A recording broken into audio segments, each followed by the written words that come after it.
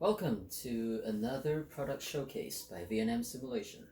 My name's Lam for VNM Simulation, and today we're taking a look at the VNM V1 pedal set.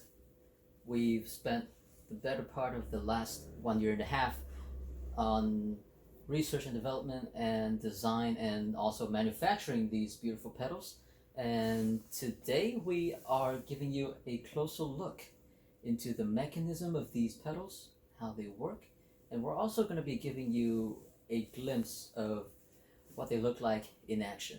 So stay tuned, we'll get into it.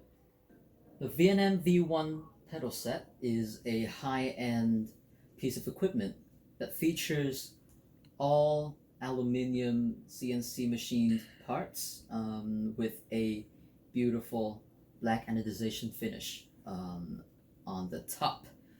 All of the moving parts on this pedal set utilize ball bearings for smooth pedal actuation.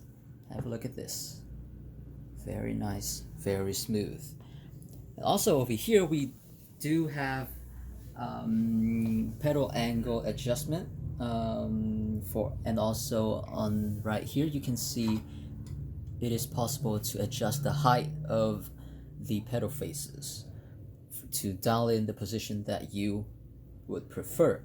The throttle and the clutch utilize a couple of contactless angle sensors for precision and longevity. These things don't break easy. They can last you a lifetime if you know how to do maintenance on your equipment. And right here on the brake, we have put on a 200 kilogram Maven load cell to help with precision, and also it gives you that true brake pedal feel. And finally, right over here, we've got a high quality precision controller box made using smart control software for calibration, dead zone, and travel curve. We will show you how the software works later on in the video. So yeah, that's all for the overall introduction of these pedals. Let's go deeper into the details of how each pedal works. Alright, let's talk about the mechanism of the gas pedal first. Now, let's first talk about the most important parts on this pedal set. Now, when you think about a set of pedals, you think about how it will travel, right? How the rotation points are made and how smooth it is. Well, let's have a look at the rotation points, the pivot points rather. On this pedal set, on this pedal, we've got one rotation point over here, one rotation point over here down at the bottom, and the final rotation point at the back of the spring assembly. Now these come together to create a smooth transition, a smooth rotation front to back. How do we achieve this smoothness? All of these rotation points utilize ball bearings. And what that does is essentially create a nice, almost no friction rotation and movement. Therefore, it gives it a very nice rotation, nice smooth feeling. In terms of customizability, well, we've got you covered. If you look over here on the pedal face on the side, we've got 1, 2, 3, 4 bolts attached to this bracket back at in the back. Now what that does, if you loosen these 4 bolts, you can feel free to move the pedal face up higher or go down lower to suit your needs. After you're done, after you've found your perfect pedal face position, just tighten these bolts and you're good to go. Now down over here, have a look at this. these bolts over here are responsible for how stiff or how heavy your gas pedal is. You can loosen this bolt, move it up higher, in turn move the entire spring assembly higher. Now what that does is, well, it makes the the pedal a little bit stiffer, make it a little bit harder to depress. Personally, I leave it at the lowest position, which provides a lighter feel, but I'm sure this setting is going to be plenty for most users out there. Also, while we're talking about the stiffness of the pedal, you can also do that. You can also customize it by twisting this cap. Closer to the front means lighter push. Closer to the back means heavier. So I kind of counteract these two forces to create the perfect combination, the perfect stiffness for my feet, for my right foot. Right. Yeah. Now, in terms of travel range, we've also given you a blue end stopper right here. Not sure if you can see it, but yeah.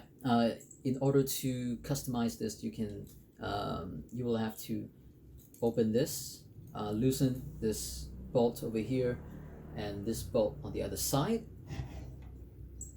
and also this one and that one over here, and yeah, and then you can feel free to move it farther out or closer.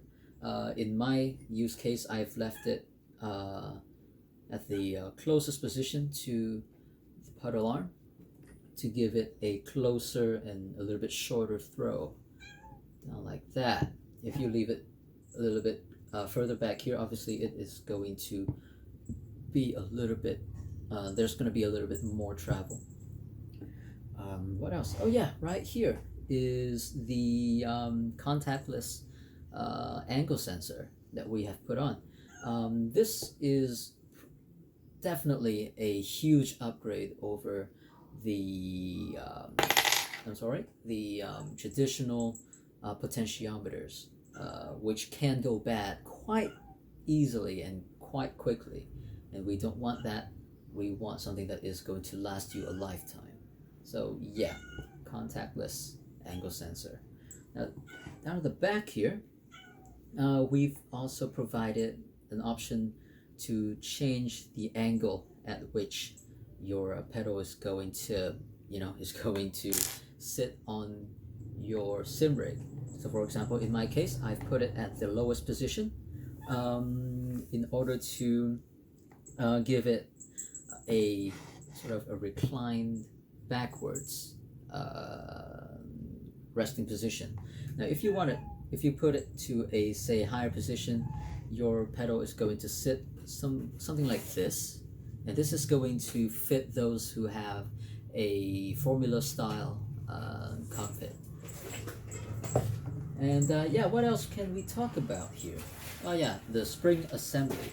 Well, like we said before, the spring assembly can be customized by moving the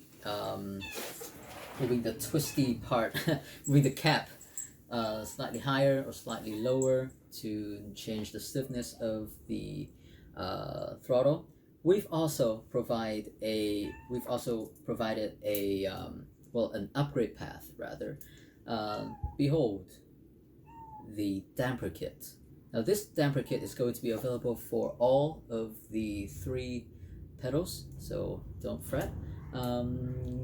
What it does is that it will replace this entire pedal, or rather this entire spring assembly, and replace it with a damper. Oh man, this thing is the shit. Have a look at that. It is, oh man, absolutely stiff. obviously my hand cannot actuate it, but when put on the throttle unit itself, it's going to be quite a, well, it is going to give you a lot more freedom in terms of feel and stiffness. Just by twisting this knob down here, you can choose how stiff you want it to be. Obviously 0 being almost no effect, but when you twist it to, well, to level 8, well, there is no hope of pushing it down in time. But yeah, the choice is there should you choose to purchase the upgrade. So yeah, I think that should be it for the throttle. Now let's move on to the clutch. Okay, now let's move on to the clutch. Well, fairly standard to the gas pedal. We've also put on this clutch pedal with almost all of the same adjustment points. Obviously, ball bearings, ball bearings, ball bearings, ball bearings, ball bearings. So like 5 ball bearing points. Very, very nice there. And yeah, adjustment up high, down low, loosen these for bolts, tighten them, especially right here. I guess this is what you're looking for. This is what you've come for in terms of how clutch pedals work, right? So there, on a regular brake pedal, there should be a bite point where the engine engages. So, oh man, this is stiff. There we go. When you come to this position, there is a bite point, and it punches you back fairly hard. I mean, that's what it does, right? That's what it does to a person's arms. But when it is on your feet, well, it should be a little bit easier to modulate. But in my use case, I've put it on the highest position just to get a finer, closer bite point. And also down here, you can also adjust the stiffness of the clutch by loosening or tightening this this cap right there. So yeah, essentially nothing much is different from the gas pedal except the clutch mechanism. It's the same thing over here, contactless angle sensor. Here's the male connection that is going to that's going into the controller board, which we will showcase a little bit later on in the video. So the video was cut because silly me forgot to introduce this piece over here. What is it? Well, it looks like a damper, right? And you would be right. It's a damper that comes included with the damper kit that we do have, well, for sale separately. Obviously, this is going into the mechanism of the clutch. It should stay relatively right over here. Obviously, a damper gives you that dampened feel, more hydraulic feel on the on the pedal. And yeah, those who wish to have a more hydraulic, more oily feel can definitely opt with the damper kit that we have for sale separately. Now comes the most important and probably the most exciting part of any pedal set out there in the world. That has got to be the brake pedal. Now, this is something that is going to give you the edge against those other cars on the racetrack. This is what's going to give you lap times. This is that's going to give you performance.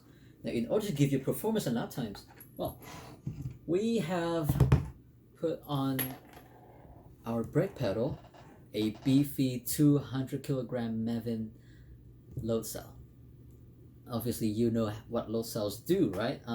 They convert weight, they convert force into brake input, and that is going to allow you to modulate the braking power with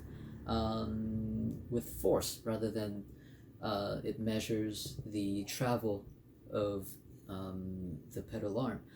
And obviously our minds are hardwired to modulate by feel and not by travel, if you know what I mean. But yeah, let's have a closer look at the finishes that we have put on these pedals.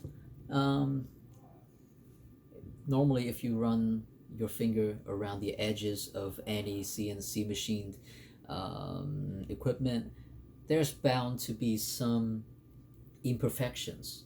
Well, we don't want that, and that is probably, or rather definitely not something that we would want on our products. Therefore, we have eliminated all of the sharp edges from CNC machining and tried to give all of the edges a very smooth and rounded finish. This, well, helps a lot with first of all the aesthetics part of the product, and also with the functionality part, because obviously this is a sim equipment, right? Sometimes we don't want to put on shoes in order to play a video game, and maybe sometimes we would want to use barefoot, we want to play barefooted, or we want to just put on a sock and be ready to go. So this is going to save your foot or your feet when you accidentally swipe it around, and that's, yeah, for safety as well. So aesthetics and safety. Now let's have a look at another very important part of any brake pedal. That is going to be the bumper assembly. Now right here we have included for you two pieces of elastomers, one on top, one in the bottom, and there's going to be another spring on the top, and the plastic spacer down at the bottom. Those who are savvy, sim racing savvy, will know what the spring is going to be for. It's going to be it's going to simulate the distance between the brake caliper and the brake pad. So if you push it down, this is basically where it's going to stop. And then if you exert more force, it's going to depress and compress. It's going to compress these two elastomers to simulate the end of the travel of the brake. Obviously, the harder you push, the more brake power you are going to exert. Now we have we've packaged another larger spring to help you with customization. You can feel free to mix and match to your heart's content. Maybe remove this black piece and use two of these and two springs, for example, to give yourself a little bit more travel. In order to give you more travel in this configuration, you can also twist this cap, move it forward, more travel, move it backward, less travel. In my use case, I would prefer a very, very little travel. Therefore, I normally have it real close to the back, so when I depress the pedal, it doesn't really move a lot, and it basically stops within just a few millimeters. And oh yeah, remember when we talked about the damper, the damper kit with the clutch pedal? In this case, we have put one on the brake pedal to basically show you how it looks on the pedal itself. So yeah, it's going to look like that. The operating end of the damper is going to be installed into this bracket at the back here, and then there's a end stop right at the front, the cylinder end stop, which houses the cylinder end of the damper, as you can see here, and it is held in place with a small grub nut at the back and another one at the front. I've put it a little bit down here but you can choose to have it down here or up here. That's entirely your choice. And if you look at the front here, the VNM logo we have put on here, that's our branding. So yeah, essentially that would be pretty standard. Obviously, like the gas pedal and the clutch pedal, ball bearings, ball bearings, ball bearings, right in the back. Oh yeah, ball bearings right here too. Height adjustment, angle adjustment, travel adjustment, everything you want on a brake pedal. Now all of that hardware and all of its travel range needs to be converted into digital input somehow, right? In order to use it with your computer or your sim rig. Well, in that case, we've got you covered with this CNC machine controller box. Now this is what it looks like on the outside, with 4 ports on the side and the USB port on the back, and this switch we've put over here in order to help you with upgrading the firmware should there be any from VNM Simulation. If you want to upgrade your firmware, simply switch it down to DFU mode, and yeah, the computer is going to recognize this as a modifiable controller board. Once you're done with upgrading your firmware, simply flip it up back to play mode, and that's going to, well, turn your pedals back into a functional pedal set to use with your games. Now let's have a look at the inside of the box. Now right here is the controller box that VNM Simulations has, well, spent a lot of time and effort into designing and manufacturing. I'm not going to go into the specifics of what chip does and what connection point does. You can read all about it in the manual. It's some boring stuff anyway. Those with break brains people can understand it, which I assume that you are. So yeah, very very nice looking box. Obviously, like we said before about the finish, we have not made any shortcuts. Everything is carefully machined, so no rough edges. Everything is smooth and cool to the touch. There's nothing to worry about.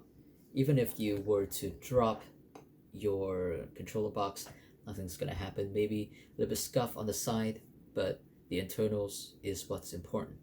Nothing is going to be damaged.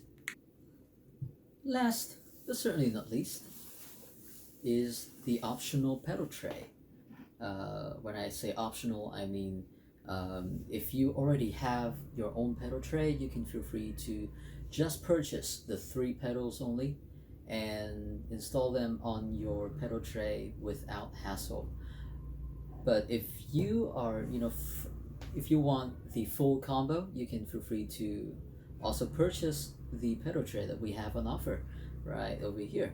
Now, this comes with a heel rest, which is this steel piece of, heel rest out of the front, and it is held in place by these 2 brackets on the side, one right over here and the other on the other side, held by these 4 bolts, 1, 2 on this side and the other 2 on the other side. On this bracket we have pre-drilled 4 height adjustments, 4 height adjustment slots over here, and 2 in the front, 4 at the front, 4 at the back, for the front of the other piece, and 4 in the front of the other piece. Now, in my use case, I want a little bit of a slope, right?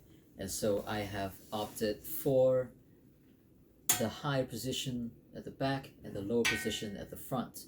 If you want a flat surface, you can feel free to move this bolt from the bottom position to a higher position, and well, essentially try to line them up in terms of height to get a flatter heel rest.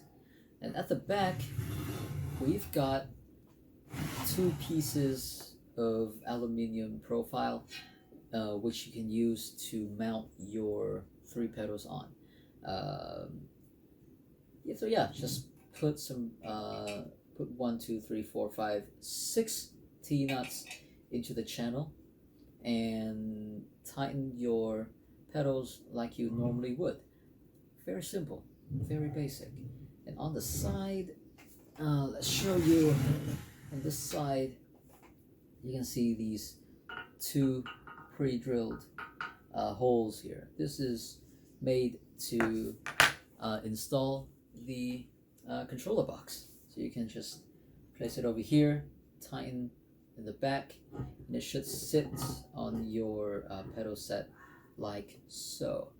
In the back, we've drilled 1, 2, 3, 4 mounting holes, so you can choose to either mount it on the right side or mount it on the left side. And the choice is yours. We've given you a lot of freedom in terms of customization, and essentially that should be pretty much it about the heel rest and the pedal tray. Okay, in this segment we're going to talk a little bit about our configurator, which can be downloaded from our website. So yeah, in the user interface of the configurator, click on the pedal tab right there. You will be greeted with a bunch of different effects and configurations that you can do with your pedals. Now we're going to start off in this area. Obviously, you can enable or you can disable your any pedal that you don't need. For example, in this case, I don't want to use the clutch, so I can click. I can uncheck this box over here, click on save, and when I try to, let's say, move the clutch, nothing is going to register, right? If I enable it and save it again, when I push it, you will see input being translated into digital input. So yeah, so that's the configure axes section looks like. Now let's move on to the calibration section. Now in this case, we're going to try and calibrate our throttle pedal right here. And so here we've got the minimum value, which is set to 0, and the maximum value set to 65,535. But the number that we need to really pay attention to is the values down here, the minimum value here and the maximum value here. Now currently it's set to minimum, the minimum value is set to 19,189 and the maximum value is set to 55,850. Now the way we go about calibrating our pedal is, first of all, we're going to need to select an axis. In this case, we're going to try and calibrate the throttle, so we will select throttle, give it a push, see how it goes. Yep, that's as high as we can go. Now, in order to start calibrating, we're going to need to click on calibrate, right? And if this is the lowest position that we want it to be, we're going to leave it right there, and then we're going to start pushing. So for example, in this case, I'm going to push it all the way back, and it's going to reach the value of 55,971. Now I can either let it go back to its original position and click finish, and basically your pedal is calibrated. But there's going to be a little bit of a problem. When it sits normally like this, you're going to want to rest your foot on the throttle, right? So in order to avoid a very slight throttle input. So what I would suggest that you do is to put at least some pressure on the throttle itself. Click on calibrate, push it all the way back to your desired position. You can keep a thumb there, or keep some pressure with your feet, and then click on finish. Alright, now you can feel free to push ever so slightly on the throttle without engaging the gas. And then, just push it back, and it should register as you have calibrated. Obviously, the same can be done to your brake pedal and the clutch pedal. The same tips apply. We're not going to be doing the brake here because, come on now, look at these arms, noodles. You can't really depress the brake that much. And also the clutch, well, it's going to need a lot more force than the gas pedal. Alright, so let's move on to the dead zone. The dead zone section right here, down here.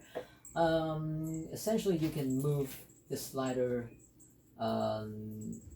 up in order to have a little bit of dead zone at the beginning. Instead of doing what I did previously, you can just move this range a little bit up, click on save, and it's going to give you a little bit of dead zone at the beginning. Same goes to the end. If we move it down a little bit here, let me demonstrate that to you. We can reach the end of the travel a lot sooner. Let's show you in a more dramatic fashion. Obviously, we're not going to be using that much end dead zone, but there we go. We've reached full throttle, but obviously in the real world, you can press it a lot more. So yeah, that's how dead zones work. We're going to leave it back to its original position so that it works in our favor as we intended it to. Now, if you have a look on this side, the shipping presets area, you can also change the input points however you will. My favorite configuration to show off is this one. Now, if we move these points down to a certain amount, let's say about 80%, and click on save, you can basically, yeah, that's the throttle right there. We forgot to save this. Save that, so that when you really push it, you will never reach 100% of tether travel. This is immensely helpful on the brake. In games like iRacing, for example, you will immediately lock up when you reach around 70-75% of brake pressure. In that case, you can either go into the brake, move these down to the amount that you need, try to brake, and yeah, it will never reach 100% brake pressure, saving you from lockups every single time. That's a little bit like cheating, but come on, the option's there for you to explore. We've also included a few